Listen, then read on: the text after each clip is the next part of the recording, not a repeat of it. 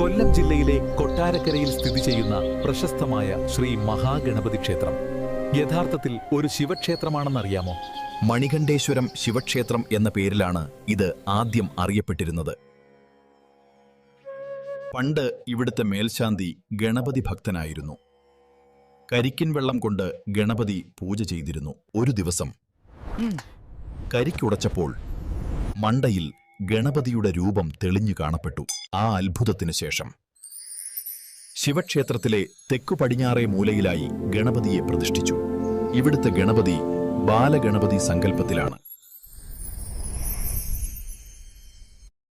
ഇവിടുത്തെ പ്രധാന വഴിപാട് ഉണ്ണിയപ്പം. കൊട്ടാരക്കര ഉണ്ണിയപ്പം കേരളം മുഴുവൻ പ്രശസ്തമാണ്. ശിവനും പാർവതിയുമാണ് പ്രധാന പ്രതിഷ്ഠകൾ. എന്നാൽ ഗണപതിക്കാണ് ഇവിടെ കൂടുതൽ പ്രസിദ്ധി. കേരളത്തിലെ പ്രസിദ്ധമായ 5 ഗണപതി ക്ഷേത്രങ്ങളിൽ ഒന്നാണ് ഈ ക്ഷേത്രം. ഭക്തിയും അത്ഭുതവും ചേർന്ന ഒരു പൈതൃക ക്ഷേത്രം, കൊട്ടാരക്കര ശ്രീ മഹാഗണപതി ക്ഷേത്രം. ഇതുപോലെ ഭക്തിയും പൈതൃകവും നിറഞ്ഞ വീഡിയോകൾ കാണാൻ ഡിജിഹബ് സബ്സ്ക്രൈബ് ചെയ്യാൻ മറക്കരുത്.